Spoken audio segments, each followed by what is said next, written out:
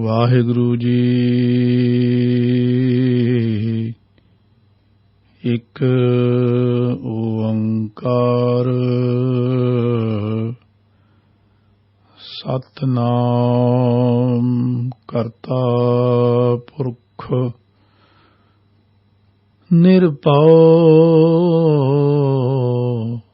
ਨਿਰਵੈਰ ਅਕਾਲ ਮੂਰਤ ਅਜੂਨੀ ਸੈਭੰ ਗੁਰ ਪ੍ਰਸਾਦਿ ਜਪ। ਆਦਿ ਸੱਚ ਜੁਗਾਦਿ ਸੱਚ ਹੈ ਵੀ ਸੱਚ। ਨਾਨਕ ਹੋਸੀ ਵੀ ਸੱਚ। ਜਿਉ ਜਾਨੋ ਤਿਉ ਰਾਖ ਹਰ ਪ੍ਰਭ ਤੇਰਿਆ। ਕੀਤੇ ਗਨੋ ਅਸੰਖ ਅਵਗੁਣ ਮੇਰਿਆ। ਅਸੰਖ ਅਵਗੁਣ ਖਤੇ ਫੇਰੇ ਨਿਤ ਪ੍ਰਤ ਸਦ ਭੂਲੀਐ। ਮੋਹ ਮਗਨ ਬਿਕਰਾਲ ਮਾਇਆ ਤਉ ਪ੍ਰਸਾਦੀ ਘੂਲੀਐ।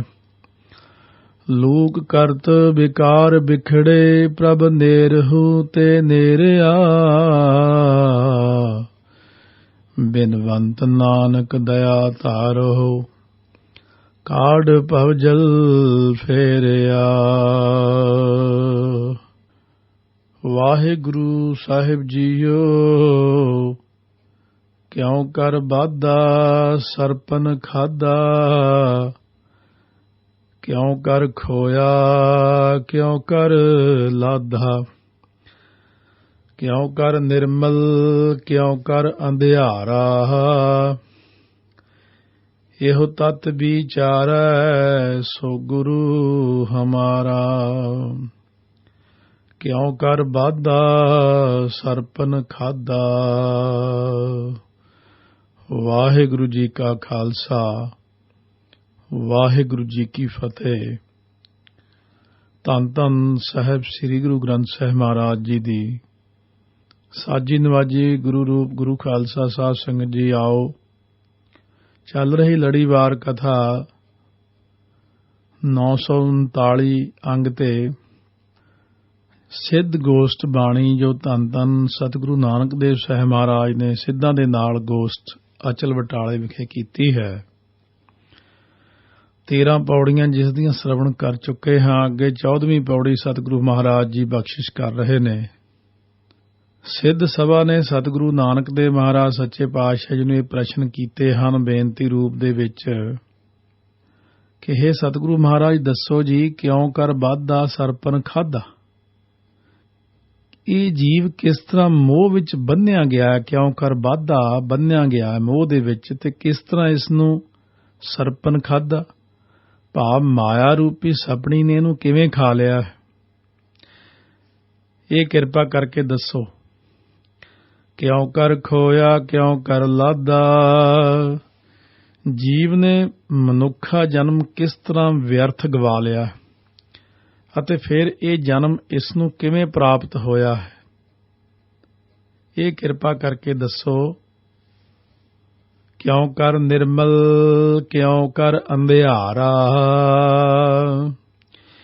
ਇਹ ਜੀਵ ਕਿਸ ਤਰ੍ਹਾਂ ਹਉਮੈ ਦੀ ਮੈਲ ਤੋਂ ਰਹਿਤ ਹੋ ਸਕਦਾ ਹੈ ਅਤੇ ਕਿਵੇਂ ਅਗਿਆਨਤਾ ਵਿੱਚ ਰਹਿੰਦਾ ਹੈ।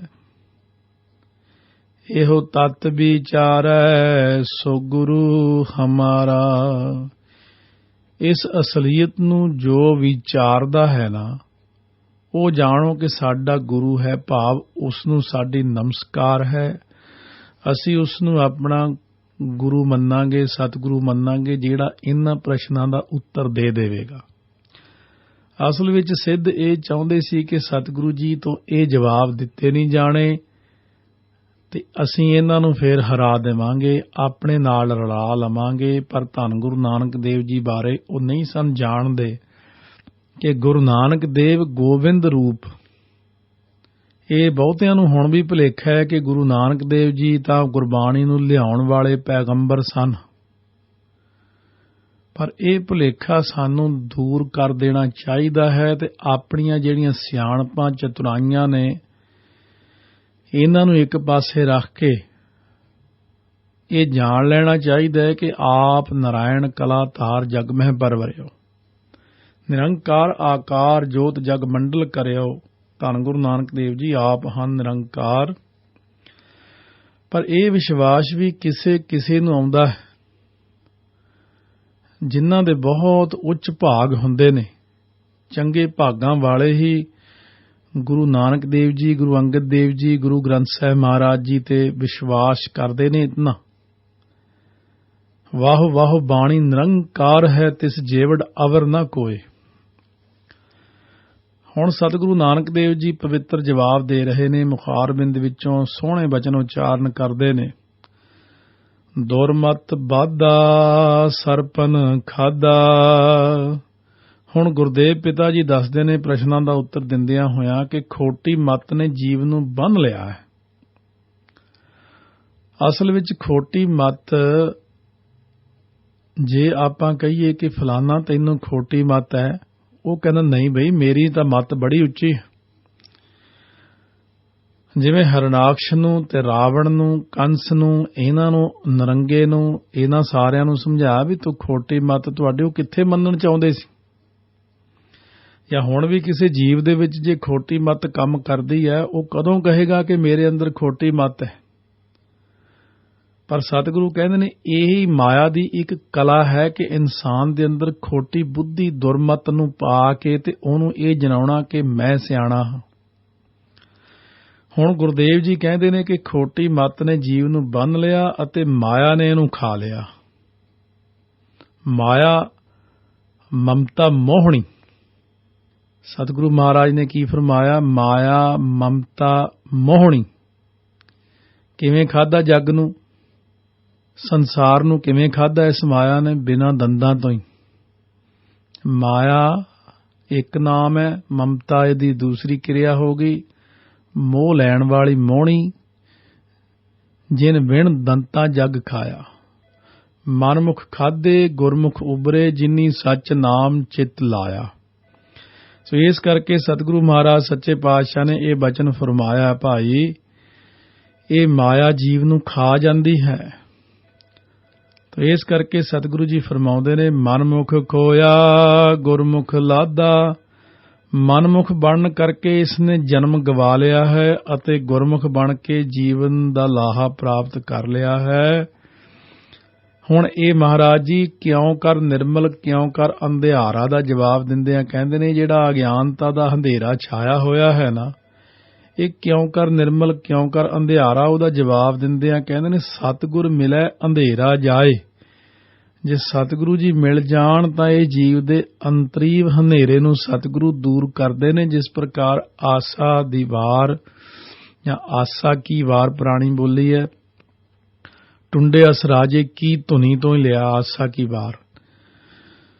ਸੋ ਮਹਾਰਾਜ ਸੱਚੇ ਪਾਤਸ਼ਾਹ ਫਰਮਾਉਂਦੇ ਨੇ, ਜਿਸ ਪ੍ਰਕਾਰ ਇਹ ਜੀਵ ਦੇ ਅੰਦਰ ਅਗਿਆਨਤਾ ਦਾ ਹਨੇਰਾ ਹੈ ਨਾ, ਜੇ 100 ਚੰਦਾ ਉਗਵਹਿ ਸੂਰਜ ਚੜ੍ਹੈ ਹਜ਼ਾਰ, ਏਤੇ ਚਾਨਣ ਹੁੰਦਿਆਂ ਗੁਰਬਿਨ ਘੋਰ ਅੰਧਾਰ। ਸਤਿਗੁਰੂ ਜੀ ਤੋਂ ਬਿਨਾਂ ਮਨ ਦੇ ਅੰਦਰ ਘੋਰ ਗੁਬਾਰ, ਘੁੱਪ, ਗਾੜਾ ਹਨੇਰਾ ਛਾ ਜਾਂਦਾ ਹੈ। ਜਿਵੇਂ ਆਪਾਂ ਕਿਸੇ ਬੀਆਬਾਨ ਉਜਾੜ ਜੰਗਲ ਵਿੱਚ ਚਲੇ ਜਾਈਏ, ਜਿੱਥੇ ਘਣੇ ਜੰਗਲ ਹੋਣ, ਦਰਖਤ ਵੱਡੇ ਵੱਡੇ ਆਪਸ ਵਿੱਚ ਉੱਪਰੋਂ ਜੁੜੇ ਹੋਣ ਤੇ ਥੱਲੇ ਮੱਸਿਆ ਦੀ ਰਾਤ ਹੋਵੇ, ਉਹਨੂੰ ਕਹਿੰਦੇ ਘੁੱਪ, ਗਾੜਾ ਹਨੇਰਾ। ਜਾਂ ਬੇਸਮੈਂਟ ਦੇ ਵਿੱਚ ਥੱਲੇ ਚਲੇ ਜਾਈਏ, ਚਾਰੇ ਪਾਸਿਓਂ ਰਾਤ ਹੋਣ ਕਰਕੇ ਹੱਥ ਪਸਾਰਿਆ ਵੀ ਨਜ਼ਰ ਨਾ ਆਵੇ, ਇੰਨਾ ਹੀ ਹਨੇਰਾ ਸਾਡੇ ਮਨਾਂ ਦੇ ਅੰਦਰ ਛਾਇਆ ਹੋਇਆ ਹੈ। ਸੋ ਇਸ ਕਰਕੇ ਸਤਿਗੁਰੂ ਮਹਾਰਾਜ ਸੱਚੇ ਪਾਤਸ਼ਾਹ ਫਰਮਾਉਂਦੇ ਨੇ, ਸਤਿਗੁਰ ਮਿਲੈ ਅੰਧੇਰਾ ਜਾਏ। ਅਗਿਆਨਤਾ ਦਾ ਹਨੇਰਾ ਤਾਂ ਜਾਂਦਾ ਜੇ ਸੱਤ ਦੀ ਪ੍ਰਾਪਤੀ ਕਰਾਉਣ ਵਾਲੇ ਗੋ ਅਗਿਆਨ ਦੇ ਹਨੇਰੇ ਨੂੰ ਮੇਟ ਕੇ ਰੂਹ ਜੋ ਕਰਦਾ ਹੈ ਪ੍ਰਕਾਸ਼, ਉਹਦਾ ਨਾਮ ਹੈ ਸਤਿਗੁਰ। ਨਾਨਕ ਹਉਮੈ ਮੇਟ ਸਮਾਏ, ਜੇ ਸਤਿਗੁਰੂ ਮਿਲ ਪਵੇ ਤਾਂ ਅਗਿਆਨਤਾ ਦਾ ਹਨੇਰਾ ਦੂਰ ਹੋ ਜਾਂਦਾ ਹੈ ਤੇ ਜੀਵ ਆਪਣੀ ਹਉਮੈ ਦੂਰ ਕਰਕੇ ਪ੍ਰਭੂ ਵਿੱਚ ਲੀਨ ਹੋ ਜਾਂਦਾ ਹੈ। ਇਹ ਅਸਲ ਵਿੱਚ ਹਉਮੈ ਕਰਕੇ ਹੀ ਸਾਨੂੰ ਹਨੇਰਾ ਛਾ ਜਾਂਦਾ ਹੈ, ਕਿਉਂਕਿ ਹਉ ਵਿੱਚ ਆਇਆ, ਹਉ ਵਿੱਚ ਗਿਆ, ਹਉ ਵਿੱਚ ਜੰਮਿਆ, ਹਉ ਵਿੱਚ ਮੋਆ, ਹਉ ਵਿੱਚ ਦਿੱਤਾ, ਹਉ ਵਿੱਚ ਲਿਆ।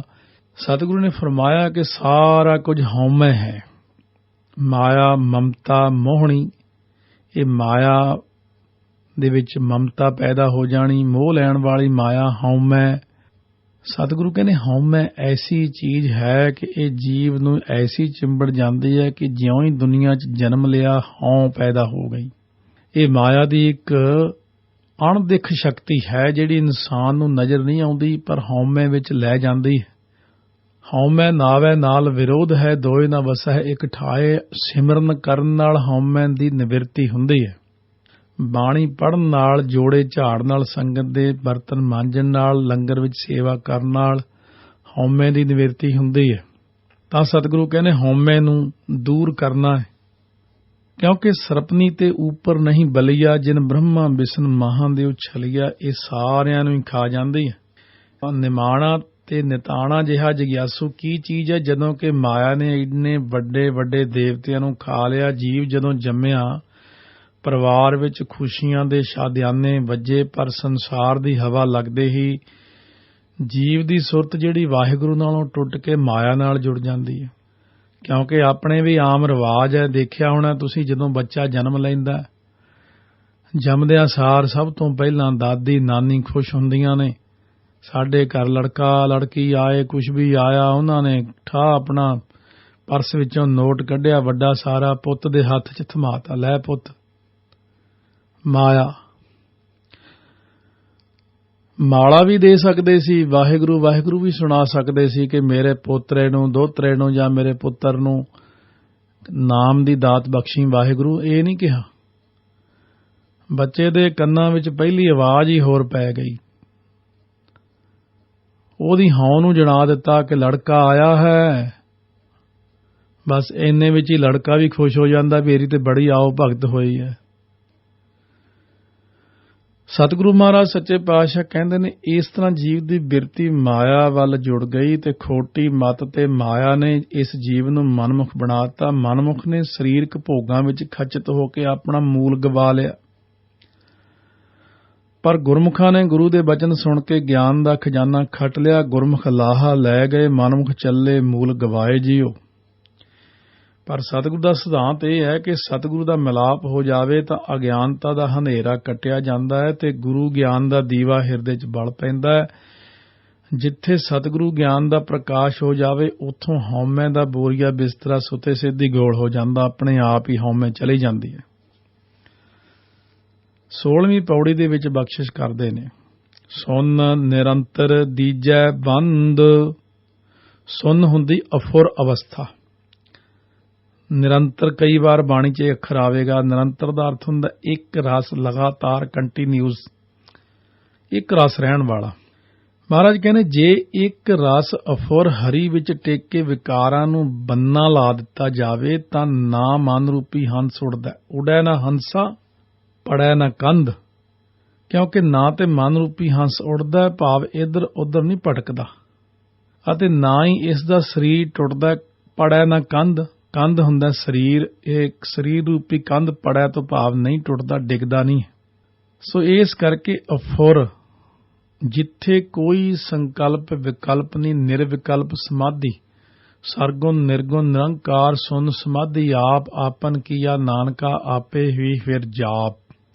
ਮਨੁੱਖ ਕਿਉਂ ਦੁਖੀ ਹੈ, ਭਟਕਦਾ ਕਿਉਂ ਹੈ? ਕਿਉਂਕਿ ਆਪਣੇ ਅੰਦਰ ਇੰਨੇ ਸੰਕਲਪ ਤੇ ਵਿਕਲਪ ਤੇ ਫੁਰਨੇ ਕਰਮ ਕਰਦੇ ਨੇ ਕਿ ਰਾਤ ਨੂੰ ਸੁੱਤਿਆਂ ਪਿਆਂ ਵੀ ਉਹ ਸੁਪਨੇ ਦੇ ਵਿੱਚ ਤੰਗ ਕਰਦੇ ਨੇ, ਜਾਗਦਿਆਂ ਹੋਇਆਂ ਤਾਂ ਉਹਨੇ ਤੰਗ ਕਰਨਾ ਹੀ ਹੈ। ਮੈਂ ਆਹ ਕੰਮ ਕਰਨਾ ਹੈ, ਮੈਂ ਉਹ ਲਿਆਉਣਾ ਹੈ, ਮੈਂ ਆਹ ਖਾਣਾ ਹੈ, ਆਹ ਦੇਣਾ ਹੈ, ਉੱਥੇ ਜਾਣਾ ਹੈ, ਆਹ ਕਰਨਾ ਹੈ, ਉਹ ਕਰਨਾ ਹੈ।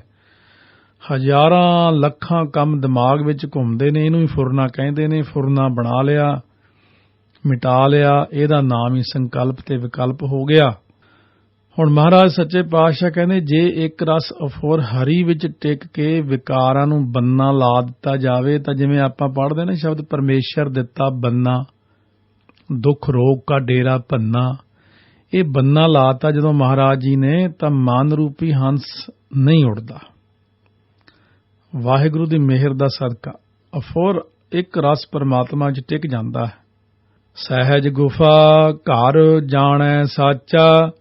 ਜਿਹੜਾ ਮਨੁੱਖ ਸਹਿਜ ਹੁੰਦਾ ਰੱਬੀ ਗਿਆਨ, ਸਹਿਜ ਅਵਸਥਾ ਵਿੱਚ ਥੋੜੀ ਜੀ ਸਾਖੀ ਨਾਲ ਸਮਝ ਪੈ ਜਾਂਦੀ। ਚੌਥੇ ਪਾਤਸ਼ਾਹ ਨੂੰ ਸੰਗਤ ਨੇ ਪੁੱਛਿਆ, ਮਹਾਰਾਜ ਇਹ ਸਹਿਜ ਅਵਸਥਾ ਦਾ ਕਿਰਪਾ ਕਰਕੇ ਦੱਸੋ, ਕੀ ਵਿਸਤਾਰ ਸਹਿਜ ਅਵਸਥਾ ਕਿਸ ਪ੍ਰਕਾਰ ਹੁੰਦੀ?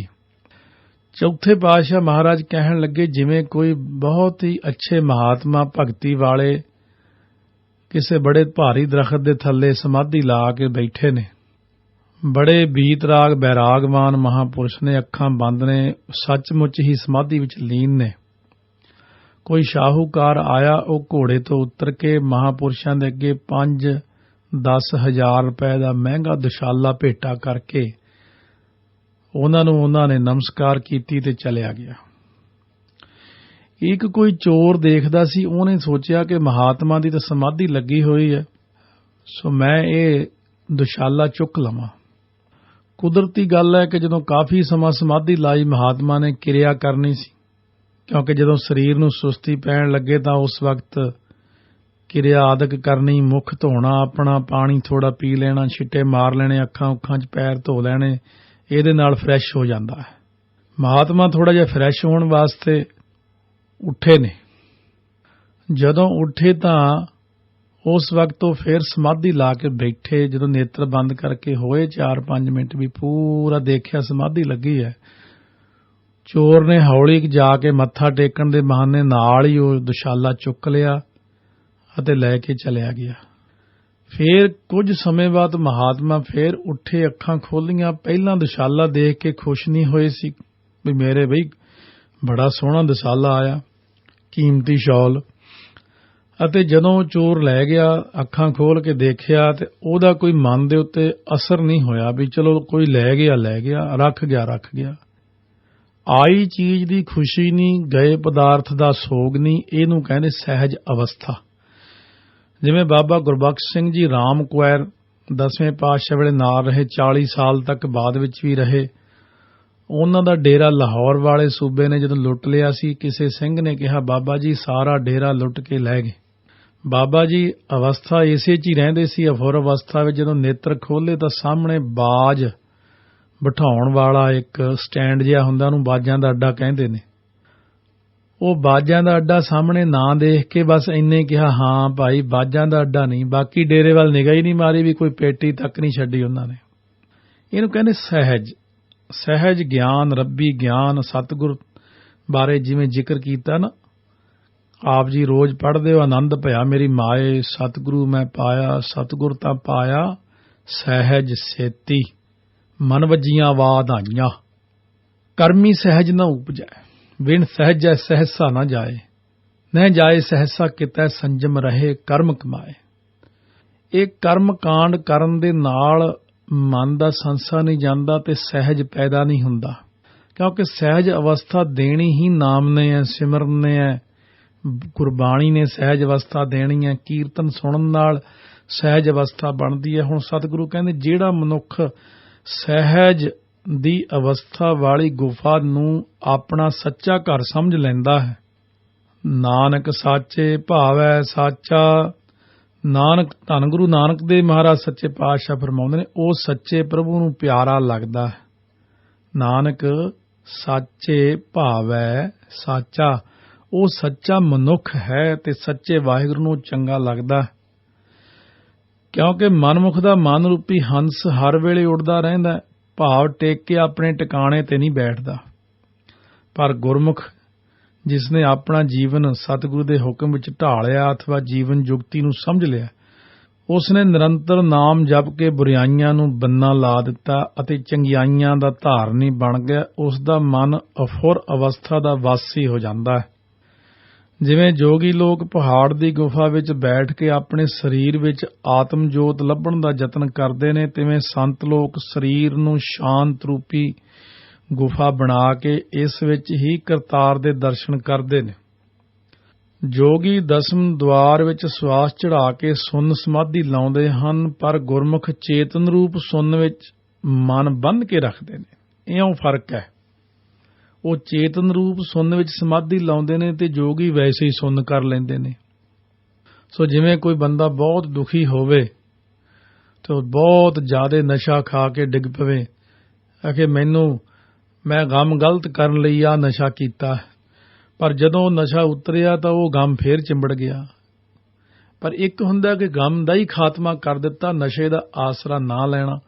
ਜੋਗੀ ਸਵਾਸਾਂ ਨੂੰ ਦਸਮ ਦੁਆਰ ਵਿੱਚ ਚੜ੍ਹਾ ਕੇ ਇੱਕ ਪ੍ਰਕਾਰ ਦਾ ਗਮ ਗਲਤੀ ਕਰਦੇ ਨੇ। ਮੰਨੋ ਕਿ ਉਹ ਜਿੰਨਾ ਚਿਰ ਸਵਾਸ ਉੱਪਰ ਰਹੇ ਉਹਨਾਂ ਚਿਰ ਤੇ ਆਨੰਦ ਰਿਹਾ, ਜਦੋਂ ਥੱਲੇ ਉਤਰੇ ਤਾਂ ਫਿਰ ਆਮ ਆਦਮੀ ਵਰਗੀ ਅਵਸਥਾ ਬਣ ਜਾਂਦੀ। ਪਰ ਸਤਿਗੁਰੂ ਕਹਿੰਦੇ ਨੇ ਸ਼ਬਦ ਨਾਲ ਜੁੜ ਕੇ ਜੇ ਚੇਤਨ ਰੂਪ ਸੁਣਨ ਵਿੱਚ ਮਨ ਨੂੰ ਬੰਨ੍ਹ ਲਵੇ ਉਹਦੇ ਵਰਗਾ ਫਿਰ ਆਨੰਦ ਕਿਤੇ ਵੀ ਨਹੀਂ, ਕਿਉਂਕਿ ਇੱਕ ਜੋਗਾਨੰਦ ਹੈ, ਇੱਕ ਬ੍ਰਹਮਾਨੰਦ ਹੈ। ਜੋਗਾਨੰਦ ਜੋਗੀਆਂ ਨੂੰ ਪ੍ਰਾਪਤ ਹੁੰਦਾ, ਬ੍ਰਹਮਾਨੰਦ ਗੁਰਮੁਖਾਂ ਨੂੰ ਪ੍ਰਾਪਤ ਹੁੰਦਾ।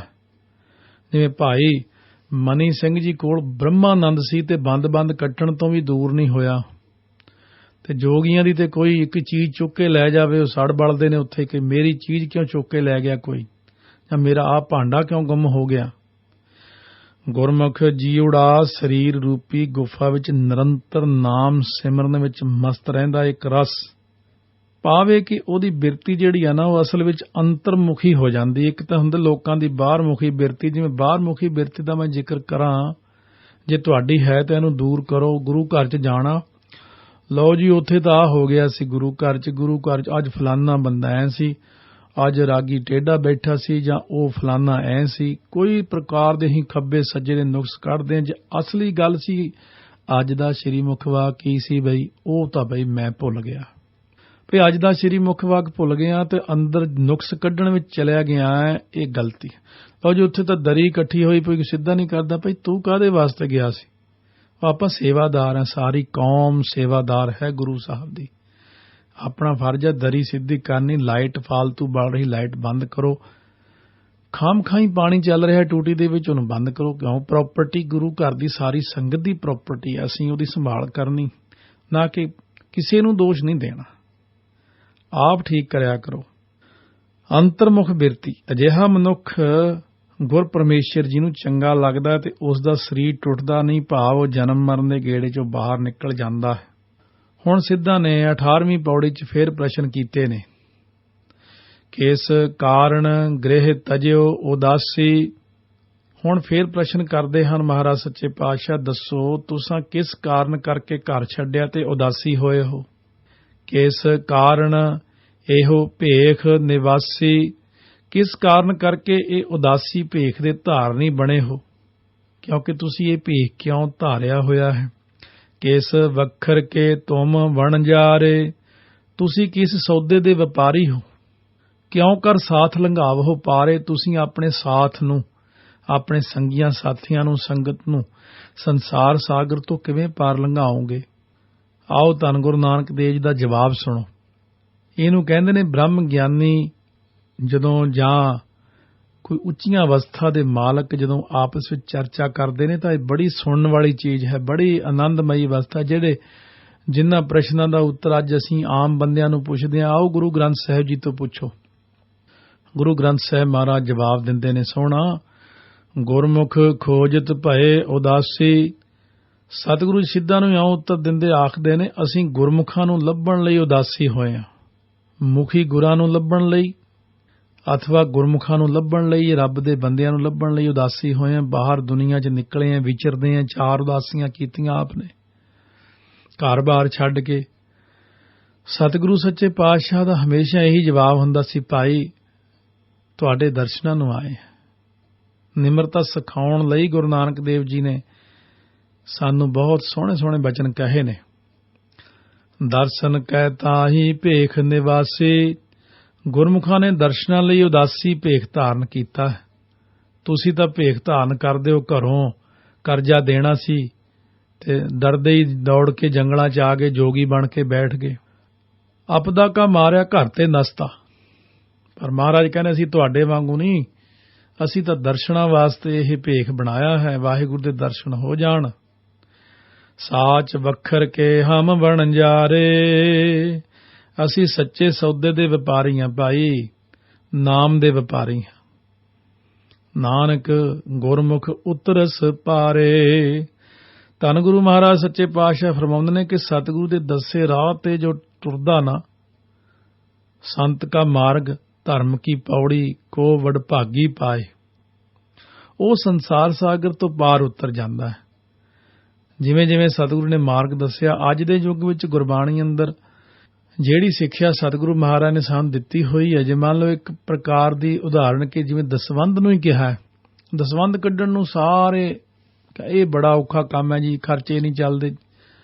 ਨਹੀਂ, ਇਹ ਜਵਾਬ ਦੇਣਾ ਅੱਗਿਓਂ ਗਲਤ। ਦਸਵੰਧ ਦਾ ਹੁਕਮ ਹੈ ਤਾਂ ਜਿਵੇਂ ਮਰਜ਼ੀ ਕੱਢੋ, ਫਿਰ ਅਗਲੀ ਵਾਰ ਨੂੰ ਹੋਰ ਸੌਖੇ ਹੋ ਜਾਓਗੇ, ਫਿਰ ਹੋਰ ਸੌਖੇ ਹੋ ਜਾਓਗੇ। ਕਿਉਂਕਿ ਜਦੋਂ ਤੱਕ ਆਪਾਂ ਸਤਿਗੁਰੂ ਦੇ ਦੱਸੇ ਮਾਰਗ ਤੇ ਤੁਰਨ ਤੋਂ ਪਹਿਲਾਂ ਹੀ ਕਹਿਣ ਲੱਗ ਜਾਂਦੇ ਇਹ ਤਾਂ ਕੰਮ ਔਖਾ ਹੈ, ਪਹਿਲਾਂ ਹੀ ਔਖਾ ਕਹਿਣ ਲੱਗ ਪਏ ਆ। ਅੰਮ੍ਰਿਤ ਵੇਲੇ ਤਾਂ ਉੱਠਣਾ ਔਖਾ ਹੈ, ਅੰਮ੍ਰਿਤ ਛਕਣਾ ਤਾਂ ਔਖਾ ਹੈ, ਕਕਾਰ ਰੱਖਣੇ ਤਾਂ ਔਖੇ ਹੈ। ਇਹਦਾ ਮਤਲਬ ਆਪਾਂ ਸਤਿਗੁਰੂ ਨੂੰ ਪਹਿਲਾਂ ਹੀ ਜਵਾਬ ਦੇ ਰਹੇ ਹਾਂ ਕਿ ਅਸੀਂ ਤੁਹਾਡੇ ਦੱਸੇ ਰਾਹ ਤੇ ਨਹੀਂ ਚੱਲ ਸਕਦੇ। ਪਰ ਮਹਾਰਾਜ ਸੱਚੇ ਪਾਤਸ਼ਾਹ ਕਹਿੰਦੇ, ਉਹ ਭਾਈ ਮੈਂ ਤੁਹਾਨੂੰ ਸੌਖਾ ਕਰਨ ਵਾਸਤੇ ਹੀ ਰਸਤਾ ਦੱਸਿਆ ਸੀ, ਤੁਸੀਂ ਰਾਹ ਤੇ ਚੱਲਣ ਤੋਂ ਹੀ ਨਾ ਕਰੀ ਜਾਂਦੇ ਤੇ ਫਿਰ ਸੌਖਾ ਕਿਵੇਂ ਹੋਵੋਗੇ। ਬਹੁਤ ਵੱਡੇ ਮੱਚਦੇ ਅੱਗ ਦੇ ਭਾਂਬੜ ਦੇ ਵਿੱਚ ਜਿਵੇਂ ਕੋਈ ਬੰਦਾ ਜਲਣ ਲਈ ਚਾਰੇ ਪਾਸੇ ਦੇਖਿਆ ਕਿ ਅੱਗ ਲੱਗੀ ਹੋਈ ਆ, ਨਿਕਲਣ ਲਈ ਰੌਲਾ ਪਾਇਆ। ਕਿਸੇ ਬੰਦੇ ਨੇ ਦੱਸਿਆ ਵੀ ਇੱਥੋਂ ਛਾਲ ਮਾਰ ਕੇ ਬਾਹਰ ਨਿਕਲਿਆ, ਇਹੀ ਰਸਤਾ ਹੈ। 2-4 ਛਾਲਾਂ ਮਾਰੇਗਾ ਬਾਹਰ, ਨਹੀਂ ਮੈਂ ਕਿਤੇ ਸੜ ਨਾ ਜਾਵਾਂ, ਮੈਂ ਕਿਤੇ ਸੜ ਨਾ ਜਾਵਾਂ, ਸੜ ਉੱਥੇ ਹੀ ਗਿਆ। ਉਹੀ ਗੱਲ ਸਾਡੀ ਹੈ ਕਿ ਮਹਾਰਾਜ ਸੱਚੇ ਪਾਤਸ਼ਾਹ ਸਾਨੂੰ ਕਹਿੰਦੇ ਨੇ, ਭਾਈ ਆਹ ਰਸਤਾ ਹੈ, ਇਹਦੇ ਨਾਲ ਰਸਤੇ ਨਿਕਲ ਕੇ ਤੂੰ ਗੁਰਮਤ ਦੇ ਮਾਰਗ ਤੇ ਚੱਲ ਕੇ ਗੰਦਗੀ ਚੋਂ ਬਾਹਰ ਆ ਜਾ, ਮਾਇਆ ਚੋਂ, ਸੰਸਾਰ ਦੀ ਅੱਗ ਚੋਂ। ਪਰ ਅੱਗਿਓਂ ਜਵਾਬ ਕੀ ਹੈ ਕਿ ਔਖਾ ਹੈ। ਮਹਾਰਾਜ ਕਹਿੰਦੇ ਨੇ ਇਹ ਔਖਾ ਨਹੀਂ, ਮੈਂ ਤੈਨੂੰ ਸੌਖਾ ਦੱਸ ਰਿਹਾ ਰਸਤਾ। ਔਖਾ ਤਾਂ ਹੋਵੇ ਜੇ ਬਾਅਦ ਵਿੱਚ ਨਾ ਸੌਖਾ ਹੋਵੇ। ਦੁਨੀਆ ਦਾ ਜਿਹੜਾ ਮਾਰਗ ਅੱਜ ਆਪਾਂ ਨੂੰ ਸੌਖਾ ਲੱਗਦਾ ਹੈ, ਹੌਲੀ ਹੌਲੀ ਉਹ ਮਾਰਗ ਔਖਾ ਹੋ ਜਾਂਦਾ। ਕੰਡਿਆਂ ਦਾ ਮਾਰਗ, ਮਾਇਆ ਦੇ ਮਾਰਗ ਵਿੱਚ ਪਹਿਲਾਂ ਫੁੱਲ ਨੇ, ਬਾਅਦ ਵਿੱਚ ਕੰਡੇ ਨੇ। ਪਰਮੇਸ਼ਰ ਦੇ ਰਸਤੇ ਵਿੱਚ ਪਹਿਲਾਂ ਲੂਣੀ ਸਿਲ ਚੱਟਣੀ ਪੈਂਦੀ ਹੈ, ਪਰ ਬਾਅਦ ਵਿੱਚ ਆਨੰਦ ਹੀ ਆਨੰਦ ਹੈ। ਇਸ ਕਰਕੇ ਸਤਿਗੁਰੂ ਮਹਾਰਾਜ ਸੱਚੇ ਪਾਤਸ਼ਾਹ ਕਹਿੰਦੇ ਨੇ, ਹੁਣ ਸਤਿਗੁਰੂ ਜੀ ਨੂੰ ਇਹ ਪ੍ਰਸ਼ਨ ਕੀਤੇ ਨੇ ਸਿੱਧਾ ਨੇ ਕਿ ਜੇ ਸਾਡੀ ਹਾਟੀ ਬਾਟੀ ਤਿਆਗਣ ਨੂੰ ਤੁਸੀਂ ਪਸੰਦ ਨਹੀਂ ਕਰਦੇ ਤਾਂ ਤੁਸੀਂ ਆਪਣਾ ਘਰ-ਬਾਰ ਛੱਡ ਕੇ ਉਦਾਸੀਆਂ ਵਾਲਾ ਬਾਣਾ ਕਿਉਂ ਧਾਰਨ ਕੀਤਾ? ਤੁਸੀਂ ਕਿਸ ਸੌਦੇ ਦੇ ਵਪਾਰੀ ਹੋ? ਤੁਹਾਡਾ ਜੀਵਨ ਉਦੇਸ਼ ਕੀ ਹੈ? ਗ੍ਰਸਤੀ ਜੀਵਨ ਵਿੱਚ ਰਹਿ ਕੇ ਤੁਸੀਂ ਆਪਣੇ ਸੰਗੀਆਂ ਸਾਥੀਆਂ ਨੂੰ ਸੰਸਾਰ ਸਾਗਰ ਤੋਂ ਕਿਵੇਂ ਪਾਰ ਲੰਘਾਓਗੇ? ਮਹਾਰਾਜ ਨੂੰ ਭਰਮਾਉਣ ਦਾ ਯਤਨ ਕੀਤਾ। ਪਰ ਧੰਨ ਗੁਰੂ ਨਾਨਕ ਦੇਵ ਜੀ ਇੰਨਾ ਸੋਹਣਾ ਜਵਾਬ ਦਿੰਦੇ ਨੇ ਕਿ ਅਸੀਂ ਤਾਂ ਗੁਰਮੁਖਾਂ ਦੀ ਭਾਲ ਵਿੱਚ ਉਦਾਸੀ ਬਣੇ, ਵੈਸੇ ਅਸੀਂ ਗ੍ਰਸਤੀ ਹਾਂ। ਇਸ ਭੇਖ ਨੂੰ ਧਾਰਨ ਦਾ ਸਾਡਾ ਮੰਤਵ ਜਿਹੜਾ ਨਾ ਕੇਵਲ ਗੁਰਮੁਖਾਂ ਦਾ ਦਰਸ਼ਨ ਕਰਨਾ। ਭਾਈ ਗੁਰਮੁਖਾਂ ਦੇ ਦਰਸ਼ਨਾਂ 'ਚੋਂ ਬੜਾ ਕੁਝ ਮਿਲਦਾ, ਫਿਰ ਪਰਮਾਤਮਾ ਦੇ ਦਰਸ਼ਨਾਂ ਤੱਕ ਜਾਂਦੇ ਹਾਂ। ਅਸੀਂ ਕਿਸੇ ਭੇਖ ਨੂੰ ਕੋਈ ਮਹੱਤਵ ਨਹੀਂ ਦਿੰਦੇ, ਕਿਉਂਕਿ ਭੇਖੀ ਪ੍ਰਭੂ ਨਾ ਲੱਭਈ ਵਿਣ ਸੱਚੀ ਸਿੱਖੰ। ਇਹ ਸਾਡਾ ਸਿਧਾਂਤ ਹੈ, ਅਸੀਂ ਸੱਚ ਦੇ ਵਪਾਰੀ ਹਾਂ। ਇਸ ਸਿੱਖਿਆ ਤੇ ਅਮਲ ਕਰਕੇ ਅਸੀਂ ਆਪਣੇ ਸੰਗੀ ਸਾਥੀ ਸਗਲ ਤਰਾਈ ਵਾਲਾ ਸਾਡਾ ਆਦਰਸ਼ ਸੁਤੇ ਹੀ ਪੂਰਾ ਹੋ ਜਾਂਦਾ ਹੈ। 19ਵੀਂ ਪੌੜੀ ਵਿੱਚ ਫਿਰ ਹੋਰ ਪ੍ਰਸ਼ਨ ਕਰਦੇ ਹਨ, ਅੱਗੇ ਆਓ ਸ਼ਰਵਣ ਕਰਦੇ ਹਾਂ। ਕੇਤ ਬਿਦ ਪੁਰਖਾ ਜਨਮ ਵਟਾਇਆ। ਜੋਗੀਆਂ ਵੱਲੋਂ ਪ੍ਰਸ਼ਨ ਹੈ ਇਹ ਕਿ ਹੇ ਪੁਰਖਾ, ਤੂੰ ਕਿਸ ਤਰੀਕੇ ਨਾਲ ਆਪਣਾ ਜਨਮ ਵਟਾਇਆ ਹੈ, ਭਾਵ ਪਲਟਾ ਦਿੱਤਾ ਹੈ। ਕਾਹੇ ਕਉ ਤੁਝ ਇਹੋ ਮਨ ਲਾਇਆ। ਤੁਸੀਂ ਕਿਸ ਤਰ੍ਹਾਂ ਇਹ ਮਨ ਪ੍ਰਮਾਤਮਾ ਵਾਲੇ ਪਾਸੇ ਲਾਇਆ, ਭਾਵ ਜੋੜਿਆ ਹੈ। ਕਿਤ ਬਿਦ ਆਸਾ ਮਨਸਾ ਖਾਈ। ਕਿਸ ਤਰੀਕੇ ਨਾਲ ਤੁਸੀਂ ਆਸਾ ਅਤੇ ਮਨ ਦੀਆਂ ਖੁਆਇਸ਼ਾਂ ਨੂੰ ਮੁਕਾਇਆ ਹੈ। ਖਾਈ ਤੋਂ ਭਾਵ ਖਾ ਲਈਆਂ, ਮੁਕਾ ਦਿੱਤੀਆਂ। ਕਿਤ ਬਿਦ ਜੋਤ ਨਿਰੰਤਰ ਪਾਈ। ਜਿਨ੍ਹਾਂ ਨੇ ਸਾਰੇ ਜਗਤ ਨੂੰ ਖਾ ਲਿਆ ਹੈ, ਤੁਸੀਂ ਇੱਕ ਰਸ ਵਿਆਪਕ ਰੱਬੀ ਜੋਤ ਕਿਵੇਂ ਪ੍ਰਾਪਤ ਕੀਤੀ ਹੈ? ਕਿਵੇਂ ਤੁਸੀਂ ਖੁਆਇਸ਼ਾਂ ਨੂੰ ਮੁਕਾਇਆ ਤੇ ਇੱਕ ਰਸ ਵਿਆਪਕ ਰੱਬੀ ਜੋਤ ਨੂੰ ਕਿਵੇਂ ਪ੍ਰਾਪਤ ਕਰ ਲਿਆ ਹੈ? ਬਿਨ ਦੰਤਾਂ ਕਿਉਂ ਖਾਈਐ ਸਾਰ, ਨਾਨਕ ਸਾਚਾ ਕਰੋ ਵਿਚਾਰ। ਕਹਿੰਦੇ ਨੇ ਦੰਦਾਂ ਤੋਂ ਬਿਨਾਂ ਕਿਸ ਤਰ੍ਹਾਂ ਲੋਹਾ ਖਾਧਾ ਜਾ ਸਕਦਾ ਹੈ? ਧੰਨ ਗੁਰੂ ਨਾਨਕ ਦੇਵ ਜੀ ਇਸ ਬਾਰੇ ਸਾਡੇ ਨਾਲ ਸੱਚਾ ਵਿਚਾਰ ਕਰੋ ਤਾਂ ਸਾਨੂੰ ਹੁਣ ਇਹਨਾਂ ਸਾਰੇ ਪ੍ਰਸ਼ਨਾਂ ਦੇ ਉੱਤਰ ਦਿਓ। ਹੁਣ ਸਤਿਗੁਰੂ ਜੀ 20ਵੀਂ ਪੌੜੀ ਵਿੱਚ ਸਾਰੇ ਪ੍ਰਸ਼ਨਾਂ ਦਾ ਉੱਤਰ ਬਖਸ਼ਿਸ਼ ਕਰ ਰਹੇ ਨੇ। ਕਿਤ ਬਿਦ ਪੁਰਖਾ ਜਨਮ ਵਟਾਇਆ, ਕਾਹੇ ਕਉ ਤੁਝ ਇਹ ਮਨ ਲਾਇਆ। ਹੁਣ ਜਵਾਬ ਦਿੰਦੇ ਨੇ, ਸਤਿਗੁਰ ਕੈ ਜਨਮੇ ਗਵਨ ਮਿਟਾਇਆ, ਗਵਨ ਆਵਾ ਗਵਨ ਜਨਮ ਮਰਨ। ਜਵਾਬ ਦਿੰਦੇ ਨੇ ਕਿ ਸਤਿਗੁਰੂ ਦੇ ਘਰ ਸਾਡਾ ਜਨਮ ਹੋਇਆ, ਭਾਵ ਸ਼ਬਦ ਗੁਰੂ ਦਾ ਗਿਆਨ ਉਪਦੇਸ਼ ਸੁਣ ਕੇ ਅਸਾਂ ਸਰੀਰ ਨੂੰ ਆਪਣੇ ਤੋਂ ਵੱਖਰਾ ਜਾਣਿਆ, ਮੈਂ ਹੋਰ ਹੈ। ਇਹੀ ਭੁਲੇਖਾ ਰਹਿੰਦਾ ਆਪਾਂ ਨੂੰ ਕਿ ਸਰੀਰ ਨੂੰ ਹੱਥ ਲਾ ਕੇ ਕਹਿੰਦੇ ਆ ਕਿ ਇਹ ਮੈਂ। ਅੱਜ ਮੈਂ ਬੜਾ ਦੁਖੀ ਹੋਇਆ। ਇਹ ਸਰੀਰ ਵਿੱਚ ਬੈਠ ਕੇ ਜੀਵ ਬੋਲਦਾ ਹੈ ਕਿ ਅੱਜ ਮੈਂ ਦੁਖੀ ਹੋਇਆ, ਮੇਰਾ ਮਨ ਬੜਾ ਦੁਖੀ ਹੋਇਆ। ਵਾਸਤਵ ਦੇ ਵਿੱਚ ਆਪਾਂ ਸਰੀਰ ਨਹੀਂ ਹਾਂ। ਇਹ ਜਦੋਂ ਪੰਜੇ ਕੋਸ਼ ਆ ਜਾਂਦੇ ਨੇ ਉਦੋਂ ਇਹ ਸਾਰੀਆਂ ਚੀਜ਼ਾਂ ਸਾਹਮਣੇ ਆਉਂਦੀਆਂ ਨੇ। ਇਹ ਵੱਡੇ ਪਹਾੜ ਨੇ ਕਿ ਆਪਾਂ ਸੋਚਦੇ ਮੈਂ ਸਰੀਰ ਹਾਂ, ਕਦੇ ਸੋਚਦੇ ਮੈਂ ਬੁੱਧੀ ਹਾਂ, ਕਦੇ ਸੋਚਦੇ ਮੈਂ ਮਨ ਹਾਂ, ਕਦੇ ਸੋਚਦੇ ਮੈਂ ਕਰਮ ਇੰਦਰੀ ਹਾਂ, ਕਦੇ ਆਪਾਂ ਸੋਚਦੇ ਮੈਂ ਗਿਆਨ ਇੰਦਰੀ ਹਾਂ, ਕਾਰਨ ਦੇਹੀ ਹਾਂ, ਸੂਖਮ ਸਰੀਰ ਹਾਂ। ਨਹੀਂ, ਮਹਾਰਾਜ ਕਹਿੰਦੇ ਨੇ ਜਦੋਂ ਨਾਮ ਜਪਦੇ ਹਾਂ ਗੁਰੂ ਦੇ ਉਪਦੇਸ਼ ਦੁਆਰਾ ਸਾਨੂੰ ਪਤਾ ਚੱਲਦਾ ਕਿ ਵਾਸਤਵ ਦੇ ਵਿੱਚ ਮੈਂ ਸਰੀਰ ਨਹੀਂ ਹਾਂ। ਇਹੋ ਜਿਹੇ ਸਰੀਰ ਤਾਂ ਸਾਨੂੰ ਕਈ ਵਾਰੀ ਮਿਲੇ ਨੇ ਤੇ ਕਈ ਵਾਰੀ ਛੱਡੇ ਨੇ ਤੇ ਕਈ ਜੂਨਾਂ 'ਚ ਗਏ ਆ ਤੇ ਕਈ ਜੂਨਾਂ 'ਚੋਂ ਆਏ ਆ। ਆਤਮਾ ਤਾਂ ਇੱਕ ਰਸ ਰਹਿਣ ਵਾਲੀ ਆ ਨਾ, ਜੀਵ ਆਤਮਾ। ਬਾਰ-ਬਾਰ ਇਹਨੂੰ ਜਨਮ ਮਿਲਦੇ ਰਹਿੰਦੇ ਨੇ। ਜੇ ਮੂਲੇ ਖੱਤਰੀ ਦਾ ਉਧਾਰ ਕੀਤਾ ਸੀ ਮਹਾਰਾਜ ਸੱਚੇ ਪਾਤਸ਼ਾਹ ਨੇ, ਪਹਿਲੇ ਸਰੂਪ 'ਚ ਕਹਿਤਾ ਕਿ 10ਵੇਂ ਸਰੂਪ ਜਾ ਕੇ ਬਖਸ਼ਾਂਗੇ। ਫਿਰ ਸ੍ਰੀ ਹਜੂਰ ਸਾਹਿਬ ਸ਼ਿਕਾਰ ਘਾਟ ਵਾਲੇ ਥਾਂ ਤੇ ਸ਼ਿਕਾਰ ਖੇਡਿਆ ਉਹਦਾ। ਸੋ ਇਸ ਕਰਕੇ ਸਤਿਗੁਰੂ ਮਹਾਰਾਜ ਸੱਚੇ ਪਾਤਸ਼ਾਹ ਫਰਮਾਉਂਦੇ ਨੇ ਕਿ ਜਦੋਂ ਸਤਿਗੁਰੂ ਦੇ ਘਰ ਸਾਡਾ ਜਨਮ ਹੋਇਆ ਨਾ, ਭਾਵ ਪੰਜਾਂ ਪਿਆਰਿਆਂ ਤੋਂ ਖੰਡੇ ਬਾਟੇ ਦਾ ਅੰਮ੍ਰਿਤ ਛਕ ਕੇ ਜਦੋਂ ਗੁਰੂ ਵਾਲੇ ਬਣ ਕੇ ਉਹ ਉਪਦੇਸ਼ ਤੇ ਉਹਨੂੰ ਸੁਣ ਕੇ ਫਿਰ ਉਸ ਉਪਦੇਸ਼ ਉੱਤੇ ਚੱਲੇ, ਕਮਾਈ ਕੀਤੀ। ਸ਼ਬਦ ਦੁਆਰਾ ਹੀ ਜੀਵ ਨੂੰ ਪਤਾ ਲੱਗਦਾ ਕਿ ਮੈਂ ਸਰੀਰ ਨਹੀਂ, ਮੈਂ ਸਰੀਰ ਤੋਂ ਵੱਖਰਾ ਹਾਂ। ਹੁਣ ਇਹ ਰੂਹਾਨੀ ਚੀਜ਼ਾਂ ਨੇ। ਜਦੋਂ ਭਾਈ ਮਨੀ ਸਿੰਘ ਦਾ ਬੰਦ ਕੱਟਿਆ ਗਿਆ, ਉਹ ਜਲਾਦ ਦੇਖੇ ਮੁਖ ਵੱਲ। ਭਾਈ ਮਨੀ ਸਿੰਘ ਜੀ ਕਹਿਣ ਲੱਗੇ, ਜਲਾਦਾ ਤੂੰ ਕੀ ਵੇਖਦਾ ਮੇਰੇ ਮੂੰਹ ਵੱਲ? ਬਾਰ-ਬਾਰ ਕਹਿੰਦਾ, ਭਾਈ ਸਾਹਿਬ ਮੈਂ ਬੰਦ ਕੱਟ ਰਿਹਾ, ਤੁਸੀਂ ਸੀ ਤੱਕ ਨਹੀਂ ਕਰਦੇ, ਮੱਥੇ ਤੇ ਤਿਉੜੀ ਨਹੀਂ ਪਾਉਂਦੇ। ਉਦੋਂ ਭਾਈ ਸਾਹਿਬ ਕਹਿਣ ਲੱਗੇ, ਮੈਂ ਸਰੀਰ ਨਹੀਂ ਹਾਂ। ਸੰਸਾਰੀ ਬੰਦਾ ਕਹਿੰਦਾ ਕਿ ਮੈਂ ਸਰੀਰ ਹਾਂ, ਪਰ ਇਹ ਭਗਤੀ ਕਰਕੇ ਬਾਅਦ ਵਿੱਚ ਪਤਾ ਲੱਗਦਾ ਹੈ ਕਿ ਆਪਾਂ ਸਰੀਰ ਨਹੀਂ। ਇਹ ਸਰੀਰ ਤਾਂ ਸਿਰਫ ਕਰਮ ਕਰਨ ਨੂੰ ਇੱਕ ਦੇਹੀ ਪ੍ਰਾਪਤ ਹੋਈ ਹੈ। ਭਈ ਪ੍ਰਾਪਤ ਮਾਨੁਖ ਦੇਹੁਰੀਆ, ਗੋਬਿੰਦ ਮਿਲਣ ਕੀ ਤੇਰੀ ਬਰੀਆ। ਮਾਨਸ ਜਨਮ ਦੁਲੰਭ ਗੁਰਮੁਖ ਪਾਇਆ, ਇਸ ਦੇਹੀ ਕੋ ਸਿਮਰਹਿ ਦੇਵ, ਸੋ ਦੇਹੀ ਭਜ ਹਰ ਕੀ ਸੇਵ। ਇਹ ਦੇਹੀ ਮਨੁੱਖਾ ਜਨਮ ਬੜਾ ਸੁੰਦਰ ਪ੍ਰਾਪਤ ਹੋਇਆ। ਭਗਤ ਕਬੀਰ ਜੀ ਨੇ ਇੱਕ ਸਾਧੂ ਨੂੰ ਰੋਜ਼ ਕਹਿਣਾ, ਉਹ ਖੀਰ ਕੜਾਹ ਖਾਈ ਜਾਂਦਾ ਬੈਠਾ, ਲੋਕਾਂ ਦਾ ਮਾਲ ਕੜਾਹ ਪੂੜੀਆਂ ਖਾ ਕੇ ਬੈਠਾ ਇੱਥੇ ਫੁੱਲਦਾ ਰਹਿਣਾ, ਕੋਈ ਕੰਮ ਕਰਿਆ ਕਰ, ਰਾਮ ਨਾਮ ਦਾ ਸਿਮਰਨ ਕਰਿਆ ਕਰ। ਨਹੀਂ ਸਮਝਦਾ। ਸ਼ਬਦ ਵੀ ਉਚਾਰਿਆ, ਕਹਿੰਦੇ ਚਾਰ ਪਾਵ ਦੋਏ ਸਿੰਘ ਗੁੰਗ ਮੁਖ ਤਬ ਕੈਸੇ ਗੁਣ ਗਈ ਹੈ। ਕਹਿੰਦੇ ਜਦੋਂ ਚਾਰ ਪੈਰ ਲੱਗ ਗਏ ਤੇਰੇ, ਦੋ ਸਿੰਘ ਸਿਰ ਤੇ ਹੋਏ, ਭਾਵ ਜਦੋਂ ਤੈਨੂੰ ਬਲਦ ਦੀ ਜੂਨੀ 'ਚ ਪੈਣਾ ਪਿਆ, ਫਿਰ ਕਿਵੇਂ ਗੁਣ ਗਾਵੇਂਗਾ। ਗੁੰਗ ਮੁਖ, ਹੁਣ ਤਾਂ ਆਪਾਂ ਜ਼ਬਾਨ ਦੇ ਨਾਲ ਬੋਲਦੇ ਹਾਂ, ਜਿਨ ਜਿਹਵਾ ਦਿੱਤੀ ਬੋਲੇ ਤਾਤ। ਤਾਤਪਰਜ ਦਾ ਬਚਨ ਜ਼ਬਾਨ ਕਹਿੰਦੀ ਹੈ, ਕੰਨ ਸੁਣਦੇ ਨੇ। ਮਨੁੱਖਾ ਦੇਹੀ ਸਾਰਿਆਂ ਨਾਲੋਂ ਸ਼੍ਰੋਮਣੀ ਹੈ, ਸ਼੍ਰੋਮਣੀ। ਇਸ ਨਾਲੋਂ ਸ਼੍ਰੋਮਣੀ ਕੋਈ ਚੀਜ਼ ਨਹੀਂ ਹੈ ਸੰਸਾਰ 'ਚ। 84 ਲੱਖ ਜੂਨ ਤੋਂ ਸਭ ਤੋਂ ਸ਼੍ਰੋਮਣੀ ਮਨੁੱਖਾ ਜਨਮ ਹੈ। ਪਰਮਾਤਮਾ ਦੇ ਬਿਲਕੁਲ ਗੁਰੂ ਗ੍ਰੰਥ ਸਾਹਿਬ ਦੇ ਤਾਬਿਆ ਬਹਿਣ ਤੱਕ ਆਪਾਂ ਨੂੰ ਮੌਕਾ ਮਿਲਦਾ ਬਾਣੀ ਪੜ੍ਹਨ ਦਾ। ਕਿਸੇ ਵੀ ਹੋਰ ਜੂਨੀ ਨੂੰ ਗੁਰੂ ਗ੍ਰੰਥ ਸਾਹਿਬ ਦੀ ਹਜ਼ੂਰੀ 'ਚ ਆਉਣ ਦਾ ਮੌਕਾ ਨਹੀਂ ਮਿਲਦਾ। ਕਿਸੇ ਜੂਨੀ ਨੂੰ ਨਹੀਂ ਕਿਹਾ ਕਥਾ ਸੁਣ, ਕੀਰਤਨ ਸੁਣ, ਮਨੁੱਖ ਨੂੰ ਹੀ ਕਿਹਾ ਹੈ। ਤੋ ਇਸ ਤਰ੍ਹਾਂ ਆਵਾਗਮਨ ਮਿਟਾਇਆ ਹੈ।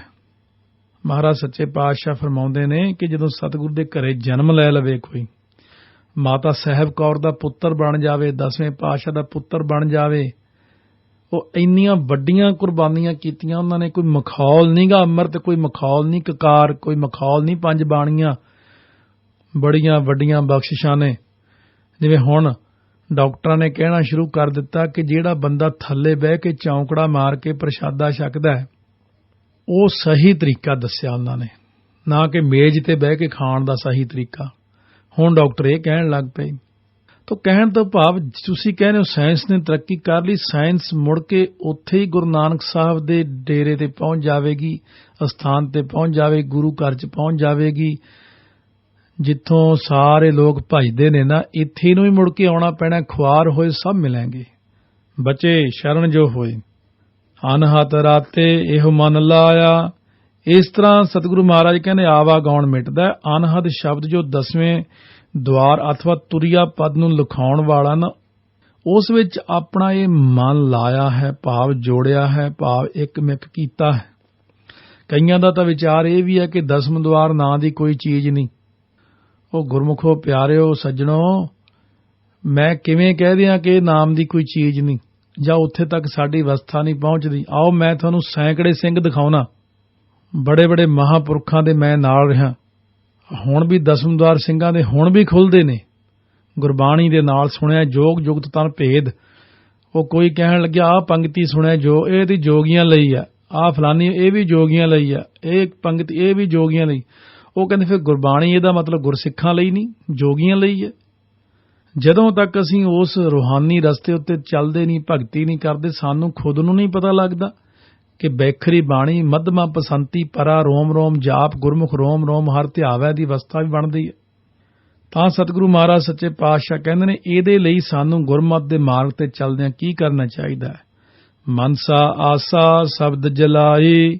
ਸਤਿਗੁਰ ਦੇ ਸ਼ਬਦ ਉਪਦੇਸ਼ ਦੁਆਰਾ ਆਸਾ ਤੇ ਮਨਸਾ ਸਭ ਸਾੜ ਦਿੱਤੀਆਂ ਨੇ। ਮੇਰੀ ਮਨਸਾ ਵੀ ਗੁਰੂ ਹੈ, ਮੇਰੀ ਆਸਾ ਵੀ ਗੁਰੂ ਹੈ, ਮੈਨੂੰ ਫਿਕਰ ਹੀ ਨਹੀਂ।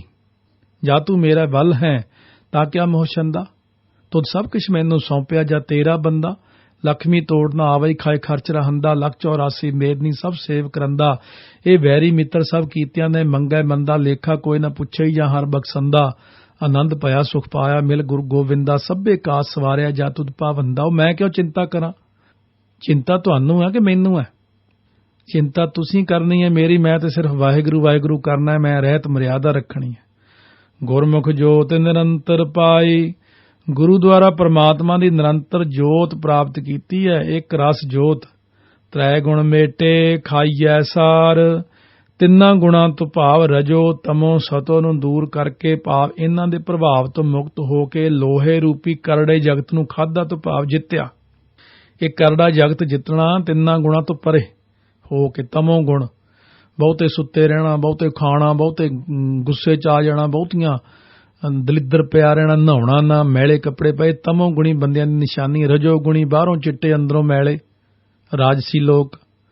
ਸਤੋ ਗੁਣੀ ਉਹ ਜਿਹੜੇ ਅੰਦਰੋਂ ਵੀ ਠੀਕ ਨੇ ਬਾਹਰੋਂ ਵੀ ਪਰ ਭਗਤੀ ਨਾ ਕਰਨੀ। ਇਹ ਤਿੰਨ ਗੁਣ ਮਾਇਆ ਦੇ ਨੇ। ਇਹਨਾਂ ਤਿੰਨਾਂ ਤੋਂ ਉੱਪਰ ਉੱਠ ਕੇ ਚੌਥੇ ਪਦ ਵਿੱਚ ਜਾ ਕੇ ਜਿੱਤਣਾ ਹੈ। ਨਾਨਕ ਤਾਰੇ ਤਾਰਨਹਾਰ। ਧੰਨ ਗੁਰੂ ਨਾਨਕ ਦੇਵ ਮਹਾਰਾਜ ਫਰਮਾਉਂਦੇ ਕਿ ਤਾਰਨਹਾਰ ਵਾਹਿਗੁਰੂ ਆਪ ਹੀ ਆਪਣੇ ਸਿੱਖ ਨੂੰ ਸੰਸਾਰ ਸਾਗਰ ਤੋਂ ਫਿਰ ਤਾਰ ਦਿੰਦਾ ਹੈ, ਜਦੋਂ ਸਿੱਖ ਫਿਰ ਉਸ ਰਸਤੇ ਉੱਤੇ ਚੱਲਦਾ ਹੈ। ਕਿਉਂਕਿ ਅਧਿਆਤਮਿਕ ਖੇਤਰ ਵਿੱਚ ਜੋਗੀਆਂ ਦੇ ਪ੍ਰਸ਼ਨ ਵਡਮੁੱਲੇ ਹਨ ਅਤੇ ਸਤਿਗੁਰੂ ਬਾਬਾ ਜੀ ਵੱਲੋਂ ਦਿੱਤੇ ਇਲਾਹੀ ਉੱਤਰ ਜਗਿਆਸੂਆਂ ਲਈ ਚਾਨਣ ਮੁਨਾਰਾ ਸਮਾਨ ਨੇ। ਜਨਮ ਵਟਾਉਣ ਤੋਂ ਭਾਵ ਜੀਵਨ ਵਿੱਚ ਪਰਿਵਰਤਨ ਦਾ ਹੈ। ਹਰ ਮਨੁੱਖ ਜੋ ਆਵਾਗਮਨ ਵਿੱਚ ਫਸਿਆ ਹੋਇਆ ਦੁਖੀ ਹੈ, ਛੁਟਕਾਰਾ ਚਾਹੁੰਦਾ ਹੈ, ਮੁਕਤੀ ਚਾਹੁੰਦਾ ਹੈ। ਧੰਨ ਗੁਰੂ ਨਾਨਕ ਜੀ ਉੱਤਰ ਦਿੰਦੇ ਨੇ ਕਿ ਸਤਿਗੁਰੂ ਦੇ ਘਰ ਜਨਮ ਲੈਣ ਨਾਲ ਭਾਵ ਸਤਿਗੁਰੂ ਦੀ ਸ਼ਰਨ ਪੈਣ ਨਾਲ ਆਸਾ ਤ੍ਰਿਸ਼ਨਾ ਰਜੋ ਤਮੋ ਸਤੋ ਸਭ ਉੱਤੇ ਕਾਬੂ ਪਾਇਆ ਜਾ ਸਕਦਾ ਹੈ। ਜਦੋਂ ਅਡੋਲ ਅਵਸਥਾ ਪ੍ਰਾਪਤ ਹੋ ਜਾਂਦੀ ਹੈ ਨਾ, ਫਿਰ ਇਹ ਜਗਤ ਜੋ ਲੋਹੇ ਵਾਂਗੂ ਕਰੜਾ ਨਜ਼ਰ ਆਉਂਦਾ, ਗੁਰਮੁਖ ਬਣ ਕੇ ਉਸ ਨੂੰ ਜਿੱਤ ਲਈਦਾ। ਇਸ ਨੂੰ ਹੀ ਸਤਿਗੁਰੂ ਨੇ ਬਚਨ ਕੀਤਾ ਨਾ ਕਿ ਮਾਨ ਜੀਤੈ ਜਾਗੋ ਜੀਤ ਅਤੇ ਮਨਮੁਖ ਹਾਰ ਗੁਰਮੁਖ ਸਦ ਜੀਤ ਆਖਿਆ ਬਚਨ ਮਹਾਰਾਜ ਨੇ। ਪਰ ਇਹ ਸਾਰੀ ਕਿਰਪਾ ਤਾਰਨਹਾਰ ਗੁਰੂ ਪਰਮੇਸ਼ਰ ਦੀ ਹੈ ਜੋ ਸ਼ਰਨ ਪੈਣ ਵਾਲਿਆਂ ਨੂੰ ਸੰਸਾਰ ਸਾਗਰ ਤੋਂ ਤਾਰ ਲੈਂਦਾ ਹੈ। ਸੋ ਸਤਿਗੁਰੂ ਮਹਾਰਾਜ ਨੇ 20ਵੀਂ ਪੌੜੀ ਦੇ ਵਿੱਚ ਵੀ ਤੱਤਾਂ ਤੋਂ ਪ੍ਰਤੀਤ ਹੁੰਦਾ ਕਿ ਗੁਰਮੁਖ ਦੀ ਜਿਹੜੀ ਸ਼ਖਸੀਅਤ ਸ਼ਬਦ ਦੀ ਕਮਾਈ ਨਾਲ ਹੀ ਬਣਦੀ ਹੈ। ਅਨਹਦ ਸ਼ਬਦ ਦਾ ਵੱਜਣਾ ਆਤਮਿਕ ਖੇਡ ਦਾ ਪ੍ਰਤੀਕ ਹੈ। ਸ਼ਬਦ ਦੀ ਕਮਾਈ ਤੋਂ ਬਿਨਾਂ ਫੋਕੀਆਂ ਗੱਲਾਂ ਮਾਰਨ ਨਾਲ ਕੁਝ ਨਹੀਂ ਬਣਦਾ। ਅਨਹਦ ਬਾਣੀ ਦਾ ਪ੍ਰਕਾਸ਼ ਉਦੋਂ ਹੀ ਹੁੰਦਾ ਜਦੋਂ ਹਉਮੈ ਮੁੱਕ ਜਾਂਦੀ ਹੈ। ਸੰਸਾਰ ਵਿੱਚ ਜਨਮ ਲੈਣ ਵਾਲਿਆਂ ਦੀ ਗਿਣਤੀ ਦਾ ਕੋਈ ਸਹੀ ਅਨੁਮਾਨ ਨਹੀਂ ਲਾ ਸਕਦਾ, ਪਰ ਇਤਨੀ ਵੱਡੀ ਗਿਣਤੀ 'ਚੋਂ ਕੋਈ ਵਿਰਲਾ ਹੀ ਸਤਿਗੁਰੂ ਦੇ ਘਰ ਜਨਮ ਲੈਂਦਾ ਅਤੇ ਸਤਿਗੁਰੂ ਨੂੰ ਹੀ ਆਪਣਾ ਮਾਤਾ ਪਿਤਾ ਸਮਝਦਾ। ਕੇਵਲ ਤੂੰ ਮੇਰਾ ਪਿਤਾ, ਤੂੰ ਹੈ ਮੇਰਾ ਮਾਤਾ, ਤੂੰ ਮੇਰਾ ਬੰਧਪ, ਤੂੰ ਮੇਰਾ ਭਰਾਤਾ, ਤੂੰ ਮੇਰਾ ਰਾਖਾ, ਸਭਨੀ ਥਾਈ ਤਾਂ ਭੌਕੇ ਹਾ ਕਾੜਾ ਜੀਓ ਪੜ੍ਹਨ ਨਾਲ ਨਿਬੇੜਾ ਨਹੀਂ ਹੁੰਦਾ। ਸਹੀ ਅਰਥਾਂ ਵਿੱਚ ਮਾਤਾ ਪਿਤਾ ਮੰਨਣਾ ਤੇ ਸਤਿਗੁਰੂ ਦੀ ਆਗਿਆ ਵਿੱਚ ਚੱਲਣਾ ਹੀ ਇੱਕ ਵਿਸ਼ੇਸ਼ ਅਮਲ ਹੈ। ਇਹ ਅਮਲ ਲਾਲਾ ਗੋਲਾ ਬਣ ਕੇ ਗੁਰੂ ਕੀ ਕਾਰ ਕਰਨ ਵਾਲਾ ਹੁੰਦਾ ਹੈ। ਜਦੋਂ ਗੁਰੂ ਦੀ ਕਾਰ ਕਰਨ ਲੱਗ ਜਾਂਦਾ, ਸਤਿਗੁਰੂ ਕਹਿੰਦੇ ਗੁਰੂ ਆਪੇ ਹੀ ਤਾਰ ਦਿੰਦਾ ਮਨੁੱਖ ਨੂੰ। ਜਿਹੜਾ ਮਨੁੱਖ ਸਤਿਗੁਰੂ ਦੀ ਆਗਿਆ ਵਿੱਚ ਚੱਲ ਪੈਂਦਾ ਔਰ ਇਹ ਨਹੀਂ ਦੇਖਦਾ ਕਿ ਇਸ ਕੰਮ ਵਿੱਚ ਮੈਨੂੰ ਘਾਟਾ ਪੈ ਰਿਹਾ ਹੈ, ਇੱਥੇ ਤਾਂ ਜੀ ਮਾਇਆ ਦਾ ਘਾਟਾ ਪੈ ਰਿਹਾ, ਨਹੀਂ। ਸਿਰਫ ਇੱਕੋ ਗੱਲ ਰੱਖਣੀ ਕਿ ਮੈਂ ਸਤਿਗੁਰੂ ਦੀ ਕਹੀ ਹੋਈ ਆਗਿਆ ਦਾ ਪਾਲਣ ਕਰਕੇ ਚੱਲਣਾ ਹੈ, ਤਾਂ ਜੀਵ ਦਾ ਭਲਾ ਹੋਣਾ ਹੈ। ਉਹਦੇ ਵਿੱਚ ਪਹਿਲਾਂ ਭਾਵੇਂ ਘਾਟਾ ਪਵੇਗਾ, ਪਰ ਹੌਲੀ ਹੌਲੀ ਇਤਨਾ ਕੁਝ ਮਿਲ ਜਾਵੇਗਾ ਕਿ ਜਿਹੜਾ ਸਾਤੋਂ ਸੰਭਾਲਿਆ ਵੀ ਨਹੀਂ ਜਾਣਾ। ਇਸ ਕਰਕੇ ਸਤਿਗੁਰੂ ਕਹਿੰਦੇ ਆਓ ਗੁਰੂ ਵਾਲੇ ਬਣ ਕੇ ਗੁਰੂ ਕੀ ਹਰ ਆਗਿਆ ਦਾ ਪਾਲਣ ਕਰਦੇ ਹੋਏ ਨਾਮ ਨਾਲ ਜੁੜ ਕੇ ਆਪਣੇ ਜੀਵਨ ਨੂੰ ਸਫਲਾ ਕਰੀਏ। ਵਾਹਿਗੁਰੂ ਵਾਹਿਗੁਰੂ ਵਾਹਿਗੁਰੂ ਵਾਹਿਗੁਰੂ ਵਾਹਿਗੁਰੂ ਵਾਹਿਗੁਰੂ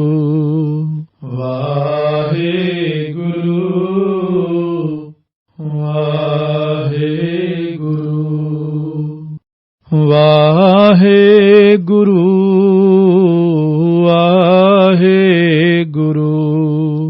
ਵਾਹਿਗੁਰੂ ਵਾਹਿਗੁਰੂ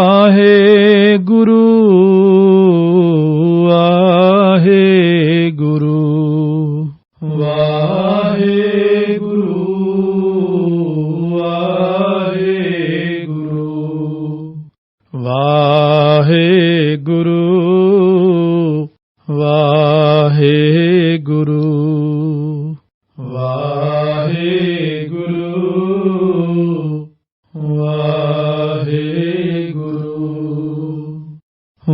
ਵਾਹਿਗੁਰੂ ਵਾਹਿਗੁਰੂ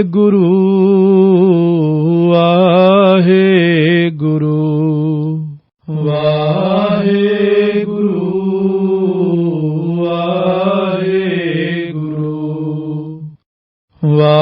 ਵਾਹਿਗੁਰੂ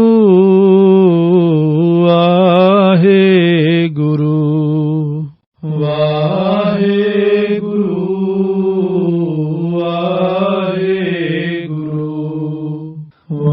ਵਾਹਿਗੁਰੂ ਵਾਹਿਗੁਰੂ ਜੀ ਕਾ ਖਾਲਸਾ ਵਾਹਿਗੁਰੂ ਜੀ ਕੀ ਫਤਿਹ।